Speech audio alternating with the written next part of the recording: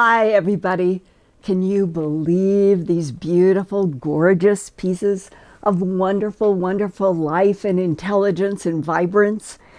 Tonight, Fluffy is the one who came up, and Chocolate had gone onto a desk. And so maybe Fluffy has decided that instead of running away, that he's going to get with these lights and with his brother. And you can see how gentle they are. They must be getting ready to do naps tonight. But they're both in my arms in that sense and in that feeling that you get at Christmas when you want to be with everyone and every one of your dear, dear furry souls that you love so much in the season where it seems like that the light and peace and love are what we all need to be praying for every day. And that creatures from Fluffy to Chocolate to all of yours, the beautiful photos you send me of your dear, dear furry souls and your families, that everywhere this December, let's pray that we're moving into 2020 not to have catastrophe, but to have peace and love and light and keep evolving. And I'm going to let Fluffy down. I think this is his first appearance now in 3 or 4 shows, and his brother Chocolate. And they may end up walking around with their, look at how big Chocolate has gotten. He's just, he's amazing. And they may come back in and their tails may come up on the camera. And along with having the love and the closeness of our furry souls and our human souls with us, we've got a Christmas holiday comet that is coming our way, and it will be closest to the sun this weekend of December 7th to 8th. It is special because astronomers say that it is the first ever interstellar comet known to human scientists. And here is a Hubble Space Telescope, beautiful image, taken when the comet was 260 million miles from Earth on October 12, 2019. Astronomers report that this interstellar comet from somewhere else in the Milky Way galaxy formed in a solar system beyond ours and was ejected into interstellar space when there was a near collision with a planet in its original solar system, wherever that is in the Milky Way.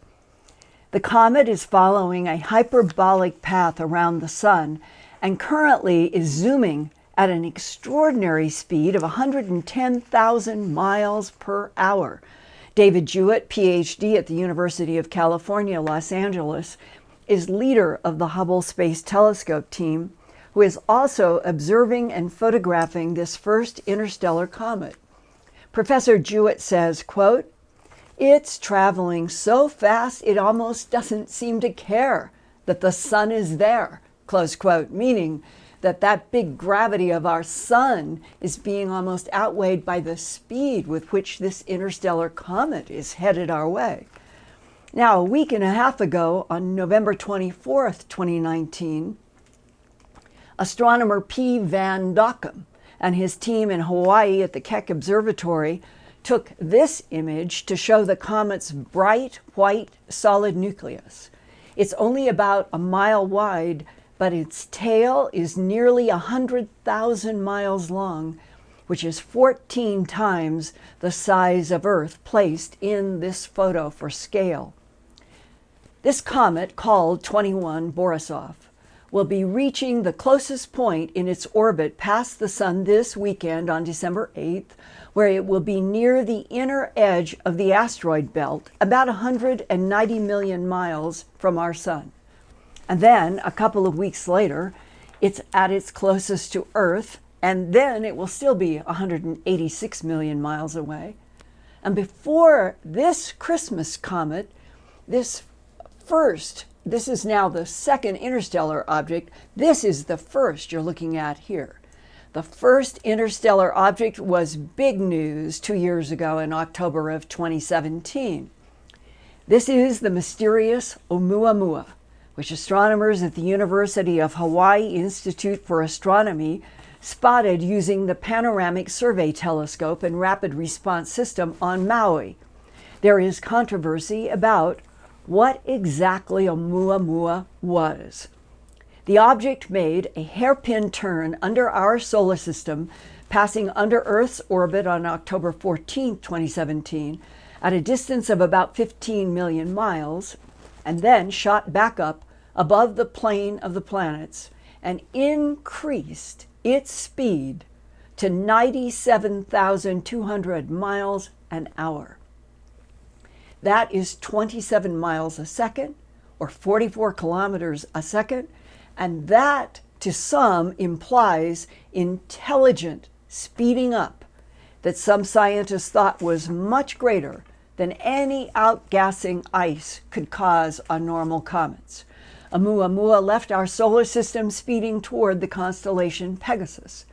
Now, the mystery of exactly what Oumuamua was provoked Avi Loeb, PhD, chairman of the astronomy department at Harvard University, to hypothesize that Oumuamua was an ancient intergalactic spacecraft. If so, was it camouflaged as an asteroid or comet from somewhere else in the Milky Way galaxy, and it still had the ability to accelerate dramatically as Oumuamua left our solar system? What did cause the great acceleration of Oumuamua? And as we wait to learn more about the first interstellar comet that is coming close to the sun this coming weekend, we're all going to try something very special for this holiday time here at the Earthfiles YouTube broadcast. We thought it would be fun to make you, the wonderful Earthfiles YouTube broadcast audience, part of my broadcast on December 18th, 2 weeks from now. So think of questions that you can ask me on videotape. This is to videotape in 10 seconds or less. And then we would like to have only one question per viewer. And here is the place to send your video questions to me. It is questions@earthfiles.com. And starting from tonight till Monday, December 16th, send your videotape questions, and we will edit them for playback on December 18th, and I'll answer on air live as fast as I can for that December 18th broadcast. We'll see how many we can get through. Tonight, I am wearing my Down with Entropy, Up with Light t-shirt.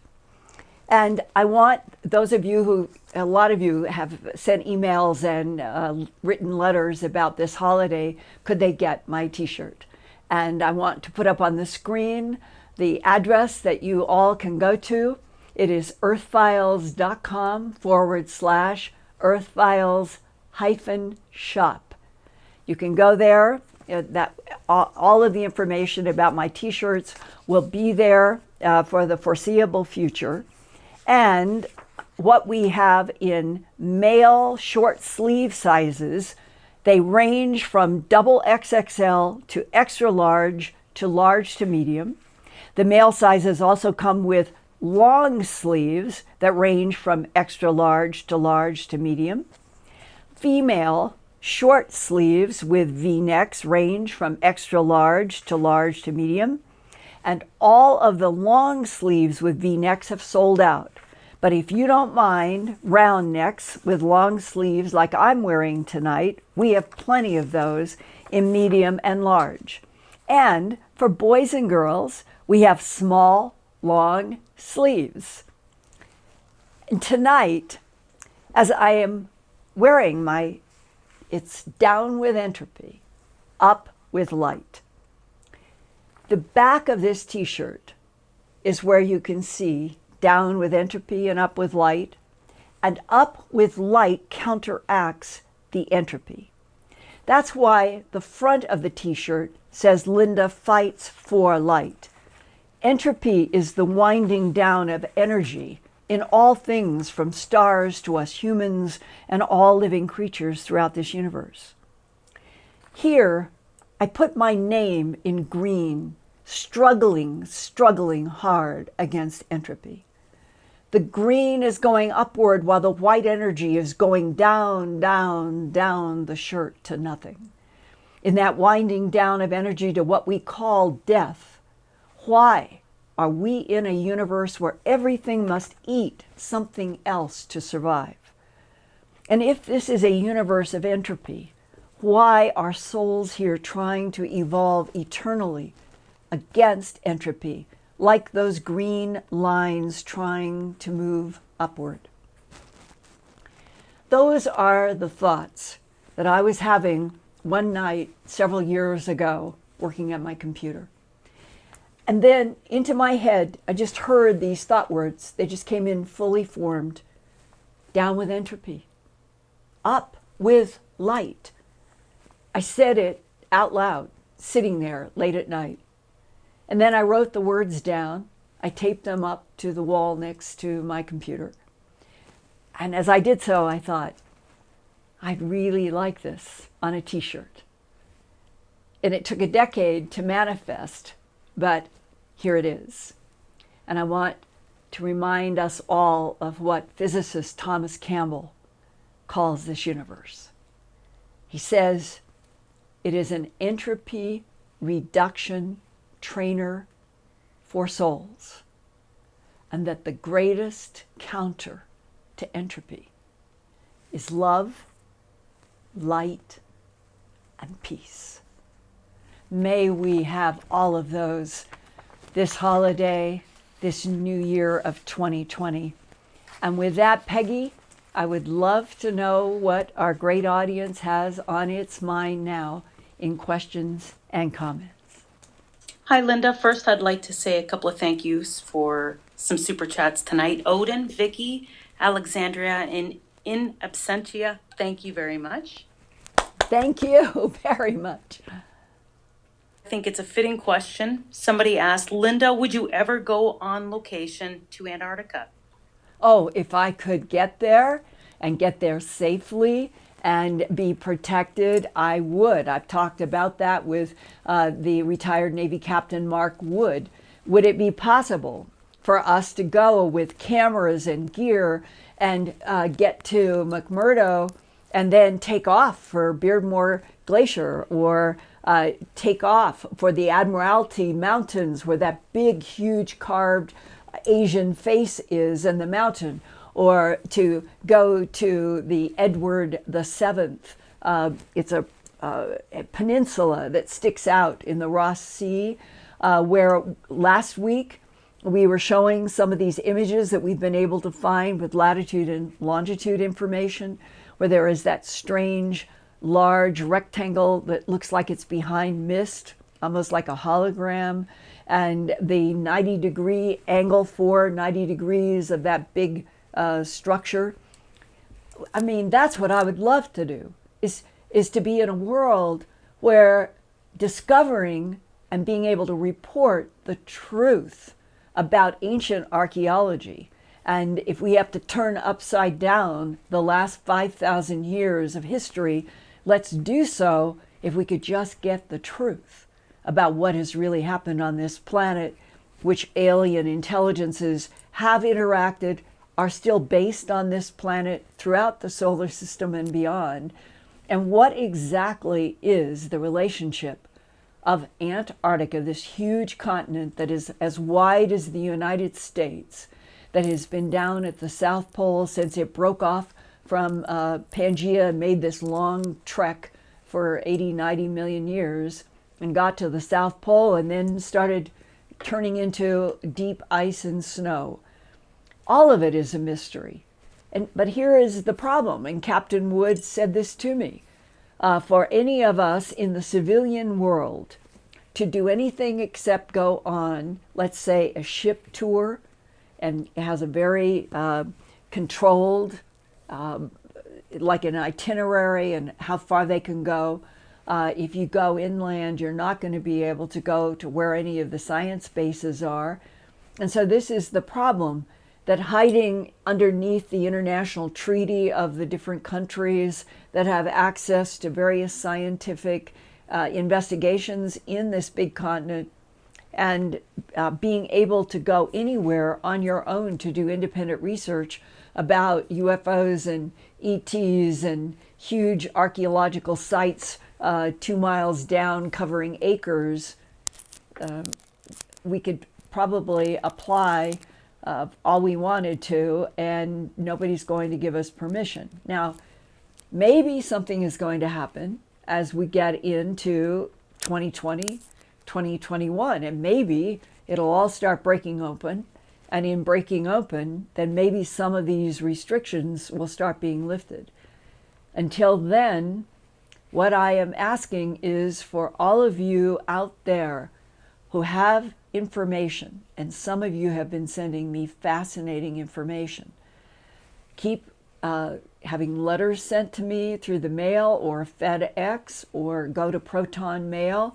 And if you have served in the military or as a scientist or a government person, and you have some firsthand information about what could be known already about these 62-acre sites 2 miles down under the ice in Antarctica, when were they actually built? Who is in charge? Spartan 1, in my documentary film, says that he was shown photographs of humanoids, very human-like, but no hair, and with a slightly larger head, and bodies that were very muscular, very well fit, that he was shown photographs, that the humanoids are the ones that built whatever is there in Antarctica. That's completely different from what we've been exposed to since World War II in the 20th and 21st centuries, in which so-called extraterrestrial biological entities have been divided into 3 categories. Fundamentally, gray skins that come in a menagerie of sizes, types, and different eyes, a lot of them black and slanted. The humanoid reptilians that are supposed to look like standing up lizards or standing up alligators. And the third, which may be closer to what Spartan 1 was shown in photographs, are the tall, so-called Nordic type that have blonde or pale platinum hair, blue eyes or gold eyes or green eyes, very, very white skin. And then there is another subcategory, perhaps, of that, referred to as the tall whites. In addition to Charles Hall, I have had a couple of military people tell me that they've had first-hand interactions with tall whites over in Nevada, in the Area 51S4 region where Rachel, Nevada is, that there's supposed to be these tall whites somewhere underground there. And what they say is, if you're in a room, when they say, like an 8-foot ceiling room, they would say the tall whites, top of their heads could touch the ceiling. That would mean that they stood 8 feet tall, and they would clearly stand out in a world where we range largely from 5 to 6.5 feet.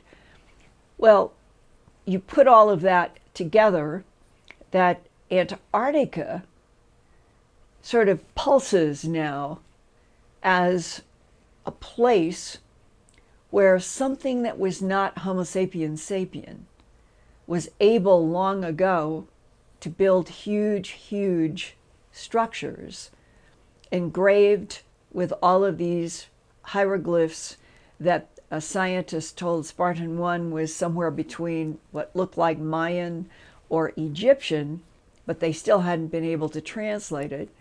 And why would these huge black basalt walls be carved? And I'm using that word loosely because, as he explained, the scientist that he talked to in Antarctica in August of 2003 said that they knew from doing laser measurements into these thin, narrow, elegant, beautiful hieroglyphs and patterns that they were all 7 centimeters into the black basalt. What kind of technology can do that? Is it molecular? Is it that you just have energy systems that just aim at black basalt and form at the molecular level all of these thousands and thousands of symbols and hieroglyphs that are all 7 centimeters deep? That is another interesting question. And I'll tell you, if there's any way that we could get a civilian and scientist group that could go down there and we could all finally be introduced to all of this that has been described not just by Spartan 1, but by others, I sure would love to do it. And I guess it's also, I'm going to throw it out to all of you around the world. If you started writing letters maybe to your government or science place, I'm talking about so many of you in so many different countries now are corresponding with me, but is there a way that we could mount some sort of public interaction with power brokers, politics, government, and that if the world itself could start saying, we want to know, we want to see what is under the deep ice of Antarctica that military people describe. Who knows? Sometimes public movements to governments, sometimes they lead to opening up. And with that, and hoping that there are some of you out there that are in the knowledge category of whistleblowers who might be able to continue helping me know and learn more about what is in Antarctica, I sure stand by to receive your communications. And Peggy, what other questions are on people's minds tonight? This is a great question. Somebody asked, Linda, what do you believe the event horizon is? The palpable sense so many report feeling that something big is coming soon. Yes. I would say that the wave started rising for me in all the people that communicate with me about 2 to 3 years ago. It was palpable in the sense, more phone call messages, more emails, more handwritten letters, and at conferences, more and more people of all ages, all coming like 2 to 3 years ago. I have had a vivid dream. Linda, I saw water. I saw a wall of water coming. I could see Los Angeles in the foreground, and this wall seemed to go up forever of water. Or, Linda, I saw fire in the sky. What would cause fire in the sky? Or volcanoes. A lot of people were writing in the last 2 or 3 years about having vivid dreams or vivid images in their mind's eye suddenly of huge volcanic eruptions that were in tandem with tremendous seismic earthquake activity.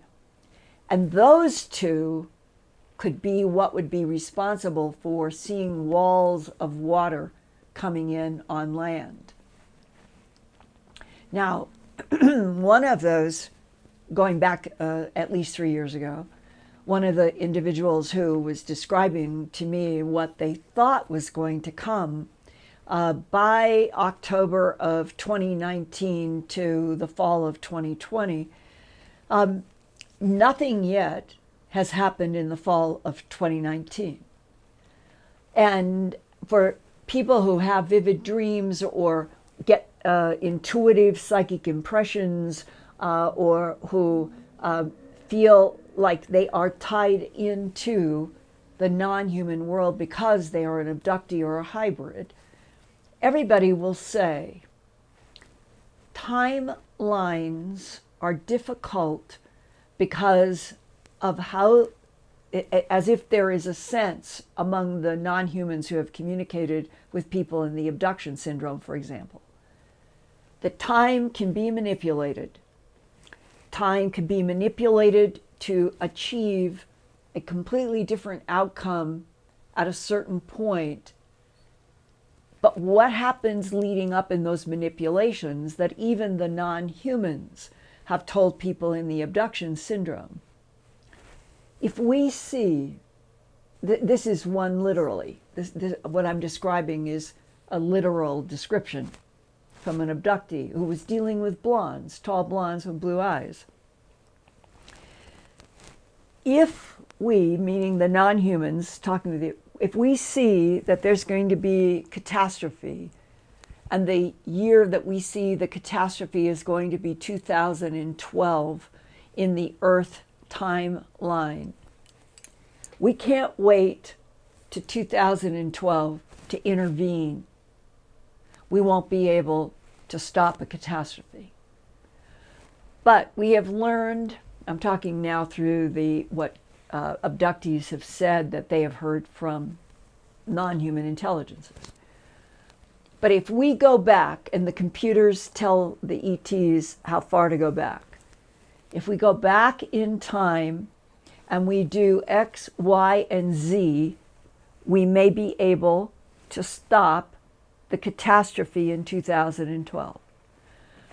Now, that year, 2012, that has been written to me, talked to me about at conferences for a lot of years leading up to 2012, and everybody wondered what was going to happen because it was tied into allegedly the close of the Mayan calendar.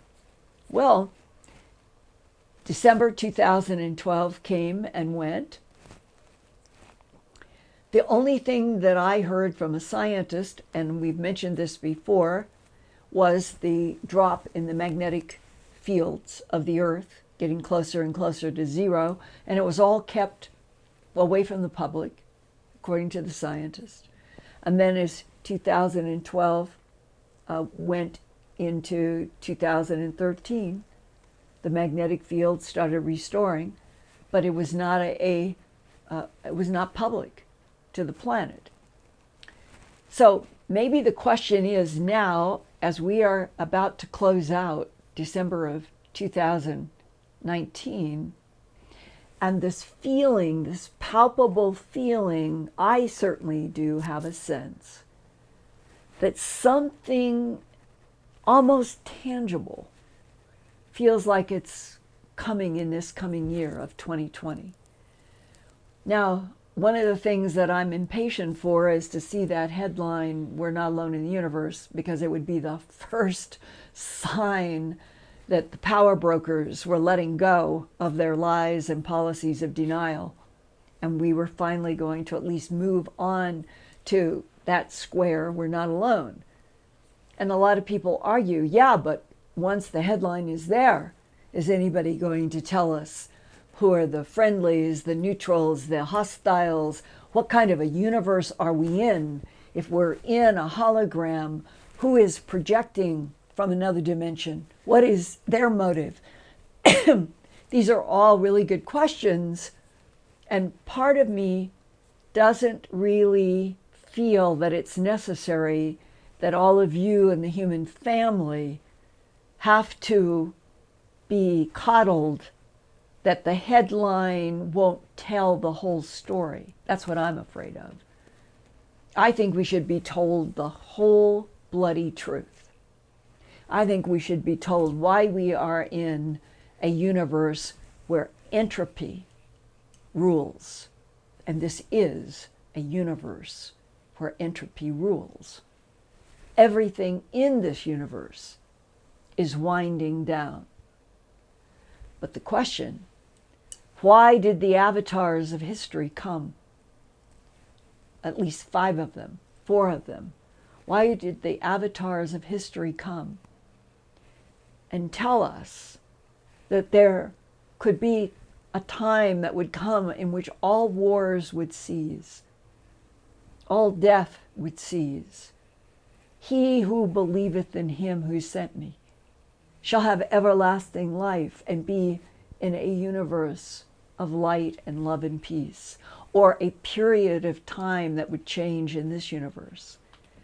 As if there is a condition, a true condition, a conditional boundary about us being on this earth, in this solar system, in this Milky Way galaxy, for a period of time, while something else is evolving and maybe waiting for us to leave the baby stage that we've been in for so long, where we still kill each other, and move, educated, provoked, inspired, to start moving out into our own solar system and out into the universe, not for war, but to explore and harvest asteroids for metals we need on Earth, and that it could be an evolution and where everybody could win.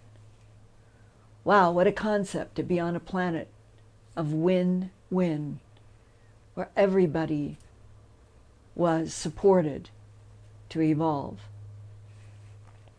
So that, Peggy, is what comes to my mind. Linda, sorry. Recently in the news, there was a report about something flying over the White House, and then the story just dropped from the news. Yes. And do you have anything to say about that? Yeah, I read 2 or 3 different articles and wanted to do an Earthfiles, but I wanted to do an Earthfiles if I could find out an answer that anybody in security, Homeland Security, police, anybody would have identified what was called a slow-moving blob, B-L-O-B. Those were the words in the Washington Post, the New York Times, that the description on the radar. That means from satellite, from airports, they had radar of a slow-moving blob. It took, 14 or 15 minutes to move something like 7 miles, if I'm remembering. What is that? And then there was a lot of security reaction to whatever this was, being seen in radar, coming right over to the White House. And then the rest of the story is that it was decided that it wasn't a threat. Everything went back to a normal status, but all of this made worldwide news. It's really puzzling. If there are any of you out there who are pilots, radar operators, work in law enforcement, you might be in Washington, D.C. now with knowledge about what that slow-moving blob was, and you can get a hold of me. I would love to know more, because I think it is one of those, we'll call them security mysteries.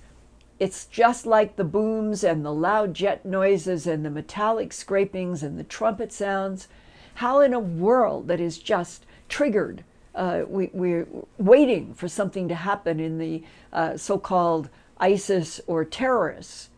And yet, things like a slow-moving blob or strange sounds that people are still reporting from everywhere, that you would think, if they're not explained, and even police and law enforcement are called out on some of the booms, because people call up the police and say, it sounds like a big bomb has just gone off, and the police and the sheriffs, they go out and they can't find any physical evidence.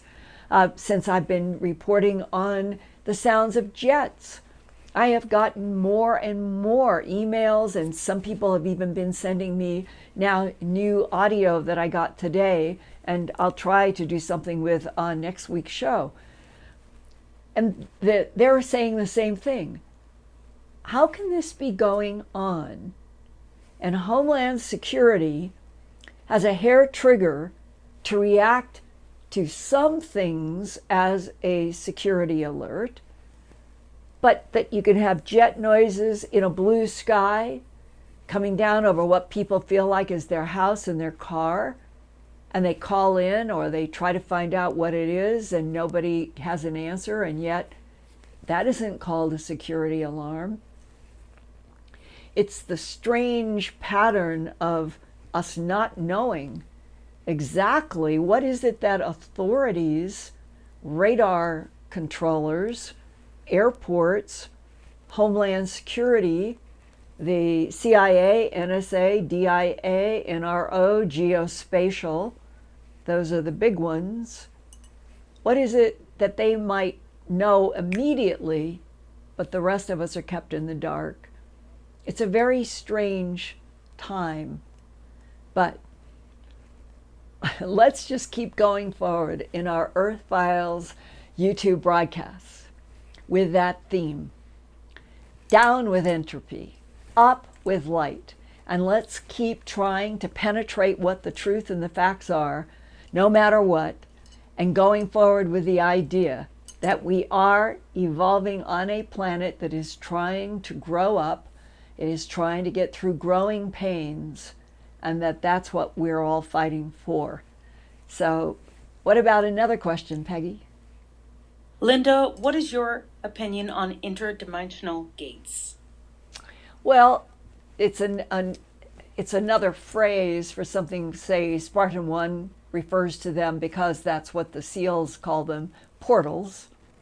If you go into the literature of physicists and people like Hawking and Kip Thorne and the men and women in science who study black holes, there's a lot of controversy about whether black holes might produce conditions where there can be what is a wormhole, and a wormhole would be a tunnel through what we would call space-time, and that if the tunnel could be manipulated by energy forces or gravity forces or something, then you might, if you're advanced, you might be able to take advantage of natural tunnels between these huge networks. Oh, just think of how now we're trillions of suns in this universe.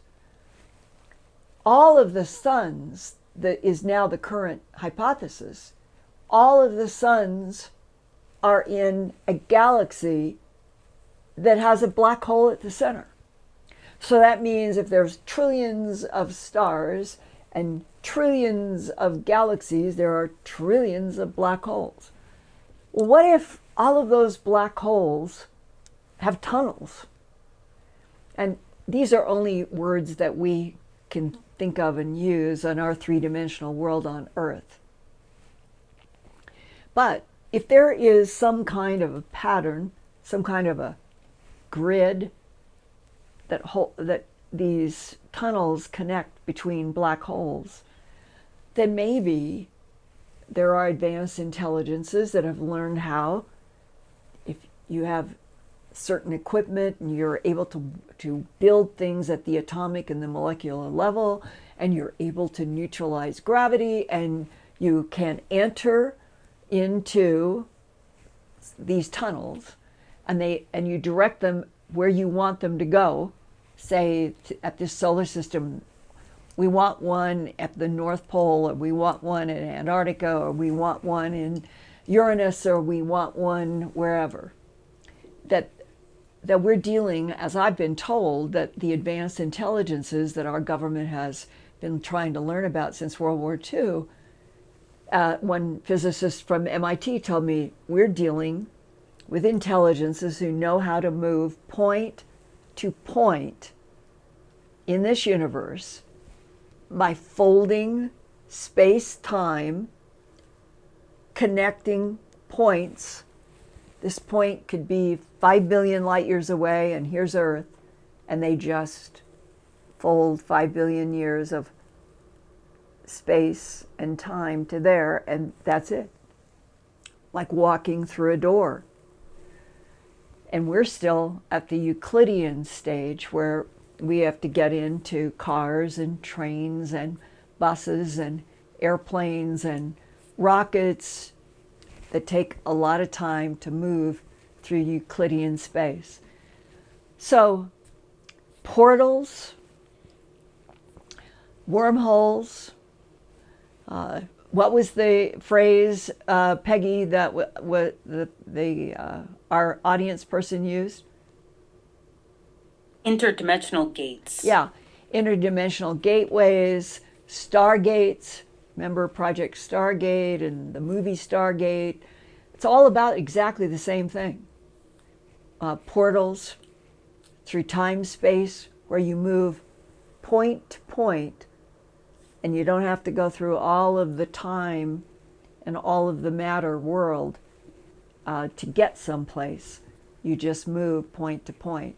Sounds like it would be fun if we were able to do it and became knowledgeable, and we knew that we were not going to be torn apart at the molecular level to get into one of these portals. And as far as I know, from Spartan 1 and Spartan 2 and other military sources and a physicist who's given me a lot of very valid information, we have been working with portals, moving point to point with the help of non-humans for at least 30, 40 years. So that's another reason for why we need that headline. We're not alone in this universe. There are non-humans helping us. They're helping the black world. Let's get it out into the white world so all of us can grow up into a whole new level of relationship with this universe. What about another question or two? A viewer asks, do you think it's possible that aliens aren't real and that it's some sort of secret government organization that's implanting people for their own personal gain? Dear questioner, let me just ask you. If you go back 5,000 years to the incredible Cheops and the Sphinx in Cairo, that a PhD Yale geologist, Robert Schoch, and John Anthony West, God bless him, they have come to the conclusion that the Sphinx was at least 14,000 years old, and probably, as John told me before he passed, Linda, we've come to the conclusion it's got to be about 40,000 years old. Now I'm talking just about the Sphinx and Cheops.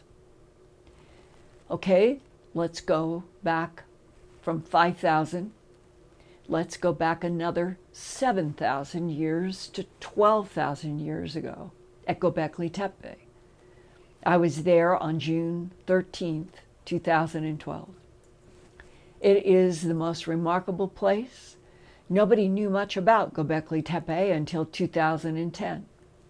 And that was the work of a German archaeologist who started in 93, 94, completely secretly. And it is in, Gobekli Tepe is about 6 miles from the Syrian border. Turkey, Syria, and you go 6 miles over the border. It's in the south west, as I'm recalling somewhat. And Gobekli Tepe is near the town of San Lurfa. In San Lurfa is a museum that the German archaeologist decided that he had to take the most valuable statuary and all sorts of artifacts that he was finding in and around all of these huge limestone pillars that were buried inside of this potbelly hill, as the Turks call it. And he had to get them into a museum to protect them because what they were finding was unprecedented. They don't even understand a lot of what they have. Well, in the process of doing all that work, starting back in 93 and 94, and then finally publishing in 2010, and starting to go out to the world, and I was there June 13th, 2012. Klaus Schmidt, the German archaeologist, did very careful and methodical carbon dating and learned 2 very important statements. One, the first age of the first building of Gobekli Tepe, with over 300 tons limestone T-shaped pillars put in rings that were dotted with all these incredible animal and artifacts that they've tried to move so many to the museum. The first rings were put up 12,000 years ago.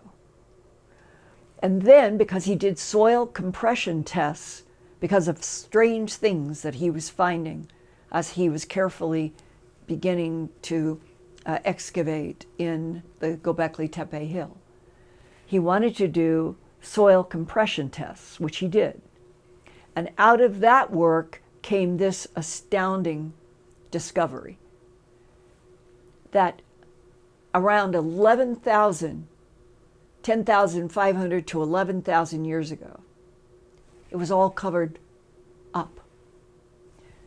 12,000 built, 11,000 covered up. Why? What happened 11,000 years ago? On our side of the planet, the opposite from going to Europe and others, on our side of the planet in the northern and southern hemisphere, there have been teams of physicists who have been trying to figure out why there is what are called black mats that come from northern Mexico up through huge swath of the United States up into Canada. And it is 2 or 3 feet down, and it is black from fire. It's a carbon mat. And in these vast square miles of these carbon mats, tremendous fire all over our country into Canada and parts of Mexico. They found nanodiamonds. The black mat is just filled with these tiny microscopic nanodiamonds. That means not only was there fire, that there had to have been huge pressure that came down, because that's what carbon diamonds, that's how they're made. You have high heat and tremendous pressure. And there's untold millions, billions of these nanodiamonds throughout these black mats. So current scientists say that something, comets, asteroid, something from outer space, came, hit, started huge fires, took out 33 mammals, all went extinct. The saber-toothed tiger, the mastodons, they all went extinct in this huge event. And that the issue of the Gobekli Tepe would be that there were intelligences, not humans, who 12,000 years ago built Gobekli Tepe for an alien purpose, not understood even to this day. And that same alien intelligence that built Gobekli Tepe had a warning, had their own satellite monitors throughout our solar system, knew that something huge was coming, was going to hit the planet, was going to cause all kinds of problems, and that alien intelligence was able to bury its alien site 1,000 years after it had been built. These are all established facts. And we're at 12,000 years ago as the beginning of Gobekli Tepe's construction. And that Robert Schoch, PhD geologist from Yale, is convinced that the Sphinx is at least 14,000 years old, and John Anthony West said it might be 40,000 years old. So I'm taking your question and saying, when you add what has been learned and reported scientifically, then you're already so far back in time that the idea that Homo sapiens sapien which has only existed as a separate species from Neanderthalensis for the last 35 or 40,000 years. There have been all these models of Homo erectus going back, or Homo sapien going back to Homo erectus 2 million years ago. And as you come through the different models, this current humanity, it's did a crossfade with Neanderthals 35, 45,000 years ago. So if the Sphinx is 40,000 years old, even Spartan 1 talked to an archaeologist in Cairo who told him that the Sphinx was at least 40,000 years old. The Sphinx then would have been built by something at the time that the crossfade from Neanderthals to Homo sapiens sapien was occurring. So Homo sapiens sapien cannot be responsible for the Cheops, the Sphinx, a whole lot of things. Just the logic of what is actually there for us, in fact, pushes out the ideas that humans, what is the so-called current academic explanation of the building of Cheops? Thousands of human slaves pulling hugely long ropes and ton stones, rolling them on wheels and laboriously making the pyramids of Egypt. Well, there are just too many people I have talked to who've worked in Washington, have worked in agencies, who have retired from military where they've had interactions by mission having to do with an alien presence on this planet. And they don't beat around the bush. They say the Anunnaki, the Sumerians, the Assyrians, the Akkadians, Middle East, it's all extraterrestrial intelligence working on this planet. So that, to me, is what we should all be being taught. The excitement is to learn what the truth is. Where did we really come from? Who are we really? And who built the huge, beautiful, magnificent Sphinx? Cat-like, human-like. And for what reason? To relate to something astronomically in the sky, as some writers have written books about? And if we had geomorphology on the Earth that was made to reflect patterns that are in the cosmos, is there a relationship between the surface of planets and other planets where the same alien intelligence has built pyramids after pyramids, sphinx after sphinx? That came from an abductee in Australia that I sat and talked with one day for hours and hours at one of Duncan Rhodes' wonderful Nexus conferences. And that abductee had been taken to a planet from his point of view, from Earth, and that he was shown pyramids, pyramids, pyramids on another planet and got a download. There are pyramid builders throughout this galaxy and other galaxies. Just a statement of fact. I don't know, why does that bother anybody?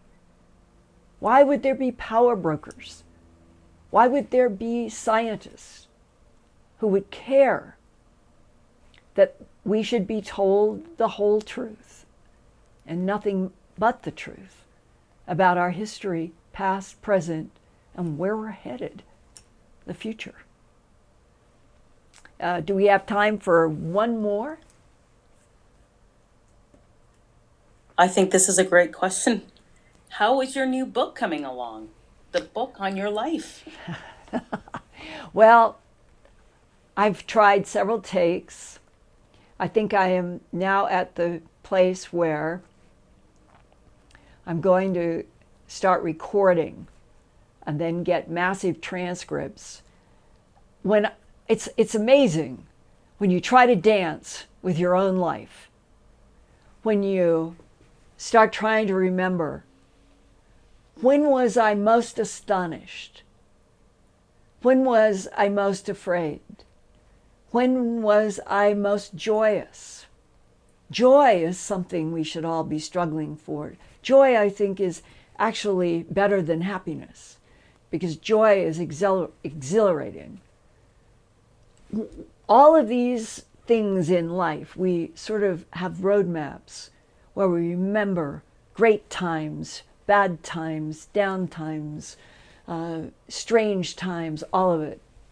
And I'm beginning to feel like that as I try to dance with my own life, I have lived so much. I have been so many places. I have known so many different pieces that now the challenge is to write about the dance with my life is in volumes. So now I am struggling with, I'm going to start recording in a different way than I have thought about my life. And maybe in a year from now, I'll try out some pieces on you guys and see what you think. But it's at least a year away. And I think for those of you who are writers, you know what I'm talking about. It's actually hugely difficult to take on your life and try to figure out in your own soul what has been the most important lessons. And I'll tell you, at the top for me is learning how to live freely. I think that is one of the single most difficult challenges in human life. How to live freely. And what does that mean? Doesn't mean being a billionaire. It means learning to find your own steps, learning to find your own ground. And then no matter what else anybody else is doing, no matter what else they are thinking, if you have been provoked to follow a signal, do so. I think that freedom, maybe it is the elusive goal for everything in this universe. Because maybe in this universe of entropy, if we knew the whole truth, everything, even all of the different non-humans that have been described, maybe everything is fighting for freedom, and that is the secret of our soul. And on that note, tonight, as I struggle with the dance of my life to get it into some format that I can share with you, that I will say tonight, let's all try for more freedom on our own ground, which I hope that everybody would agree is to go for more light, more love, more peace, down with entropy, up with light. See you next week.